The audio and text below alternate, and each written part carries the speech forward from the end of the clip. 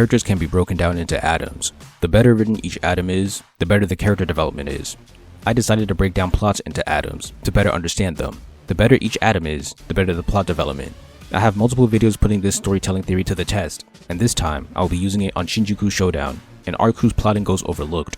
It's mostly just fighting, but just like I did with Light vs Misora, I believe there's a lot of value in breaking it down as a plot instead. In chapter 223, the problem is defeating Sukuna, the Sukuna problem. The first solution is a 3-way combo for a 200% hollow purple. The result is a fail because Sukuna recovers. They fight in close range in 224. Within the Sukuna problem, Gojo faces a nested problem, the clash problem. After losing the clash problem, he has to face a nested auto hit problem and burnout problem. His solution to the auto hit is regeneration from reverse and simple domain. These allow him to survive and fight back, but they aren't perfect. His solution to burnout is using reverse on his technique, which allows him to use red on the auto hit problem.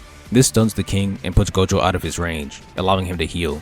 So with that 2-step plan at the end of chapter 226, he solved the burnout and auto hit problems. In 227, the clash problem returns. This time, Gojo's solution is to reverse the conditions of his barrier. It works until Sukuna uses Void's weakness and destroys it again, making it fail. The auto-hit problem returns, but this time his solution is Falling Blossom Emotion. Gojo's next solution to the clash problem is the Tiny Domain. This works in 228, as Sukuna's shrine has finally fallen. That eliminates the auto-hit problem too. Now, Gojo is on the offensive. His solution to the Sukuna problem is to use his domain. After 2 more tries, and as a result of the beating he was delivering, he finally traps Sukuna within his void. But then the Maharaga problem appears. It adapted to the void. In 230, both characters face a brain problem. They can't use their domains anymore. In 232, Gojo's solution to the Sukuna problem is a 2-step play with red followed by a black flash. This almost wins him the fight, but the Maharaga problem appears again. There's a small problem of Sukuna hiding to recover, which is solved by red. As they fight, the Agito problem is introduced. At the end of 233, Gojo's planned solution is purple. In 234, Maharaga brings a slash problem, where his flying slashes can cut through Gojo's technique. Gojo's solution to the Agito problem is blue, successfully killing the curse. As a result, there is a blue in the sky. He executes his solution to the Sukuna and Maharaga problems by firing a red into the blue. There's an interception problem for Maharaga and Sukuna, but Gojo solves both of them with blue's attraction. The result is purple, the solution that solves Maharaga and Sukuna. Or so it seems. Sukuna is still kicking and uses the unsolved slash problem to kill Gojo, making him fail the Sukuna problem. This ends in 236. So the Sukuna problem, clash, auto hit, burnout, Maharaga, brain, Agito, slash, and interception were all nested problems. Gojo solved most of these with creative uses of the magic system. However, he never solved the brain or slash problem, and the latter is his downfall. Some of the features of this fight were established multiple chapters ahead of time, which makes their usage in the fight impressive. Some of the solutions are a little too lenient with the established rules of the system, but I can complain about that another time. There's significantly more good outweighing the bad. In 236, Kashimo takes on the Sukuna problem. An Urame problem appears, but Hikari's domain is the solution. The result is Urame giving Sukuna his curse tool. This creates a nested curse tool problem. Kashimo's solution is using his curse technique. It initially works, but then Sukuna creates a Heian problem. In his Heian form, he smokes Kashimo, making him fail. The Sukuna problem and the Heian problem are the same now. It was only different for Kashimo. With another man down, Yuji and Higuruma step up to the plate. I'm gonna skip Kenjaku's fight.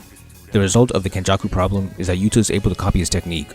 In the Sukuna problem, the solution is deadly sentencing, and they get there with Meimei and Yuji's distraction. It's a 3-step play, and their aim was to solve the slash problem, but instead, they solve the curse tool problem. Now, their solution for the Heian problem is the Executioner's Sword. In 246, Kusakabe's mild solution to the slash problem is simple domain. Yuji, Higuruma, Kusakabe, Choso, and Ino all team up to make Higuruma's solution work. They try hard, but the sword is broken, killing the solution. Higuruma is down. At this point, the curse tool problem is solved, while the slash problem remains active as a subset of Sukuna. Yuta appears as backup in 248. His solution to Sukuna is Jacob's Ladder, but this requires multiple steps. Step 1 is authentic mutual love. Sukuna's counter creates the basket problem. Yuji brings his own solution to the Megumi problem, Soul Punches.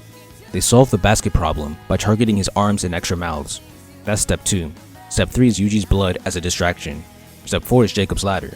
As a result of this working, Yuji's soul punches are able to reach Megumi, but there's a plot twist. Megumi has given up, resulting in a fail on the Megumi problem, and thus the Sukuna problem. Yuta is down, but Maki arrives in 251. An important result is that the duo cut off one of Sukuna's hands in 251. I'll call this a step in the hands problem. Maki's solution is to fight hard with Heavenly Restriction. Ino and Kusakabe jump in, but Maki fails. Then, Kusakabe holds off Sukuna, but he also fails in 254. Then Miguel, Laru, Choso, Yuji, and Maki team up on Sukuna. In 255, they cut off another hand, solving the hands problem. He can't expand his domain with 2 right hands. Sukuna starts hitting black flashes to turn the fight around, but then so does Yuji. With some assistance from Ino, Yuji's 8 consecutive black flashes are a solution to the Sukuna problem. The solving of the hands problem prevented Sukuna from using his domain, but due to a binding vow, Sukuna reintroduces the shrine problem in 258. Yuji's solution is simple domain. Sukuna makes things worse with a flame problem. Choso's solution is using his technique to shield Yuji. The result is his death and Yuji's survival. When they needed him the most, Todo appeared. Since the domain ended, the slash problem is temporarily solved. At this point, hands has been resolved, but shrine has returned and is active. Flame was a one-time problem. In 260, Todo, Yuji, and Meimei team up to use the Vibra-Slap Boogie Woogie as a solution to the Sukuna problem. In 261, due to a combo of Amai, Nita, Ieri, Yuta, and Kenjaku's technique, they're able to create Gojuta. He solves the shrine problem with his own domain. The result is mutually destroyed domains and a slash problem down for now, but Gojuta is also down. Yuji and Todo tackle the Sukuna problem with Boogie Woogie, while Yuji targets the Megumi problem with Dismantle. Then Angel appears to solve the Megumi problem with Jacob's Ladder. The result is failure. Then it's up to Yuji. His initial solution to Sukuna is fighting with creative usage of Shrine, but then he switches to domain expansion. This allows him to use Dismantle directly on their souls to split Megumi and Sukuna. The domain makes progress on the Megumi problem, inspiring him to fight back. As a result, Ten Shadow starts working against Sukuna. At this point, the Shrine and slash problems have been temporarily solved again, and progress is being made on Megumi.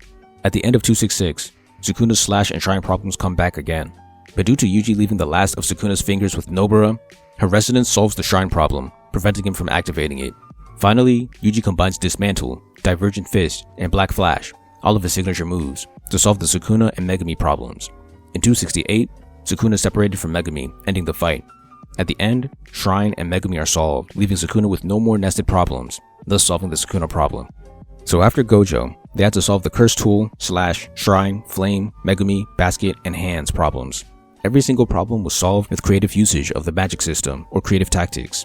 Slash and Shrine kept going down due to cooldown mechanics, but were also countered by some techniques like Simple Domain. Basket and Hands were solved with detailed plays.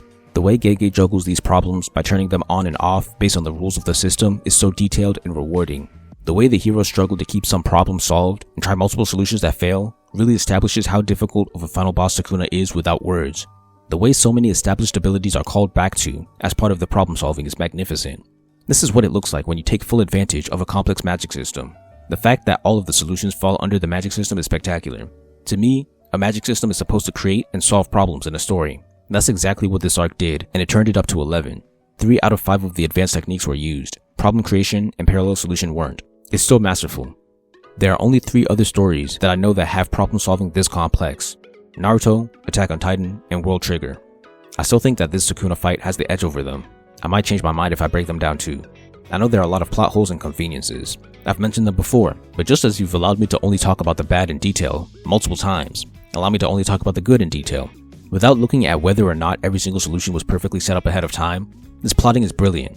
There are so many nested problems and even more solutions. If you count all of this as one long fight, it might be the most complex one I've ever seen. In conclusion, Shinjuku Showdown has genius level plot development that gets overlooked.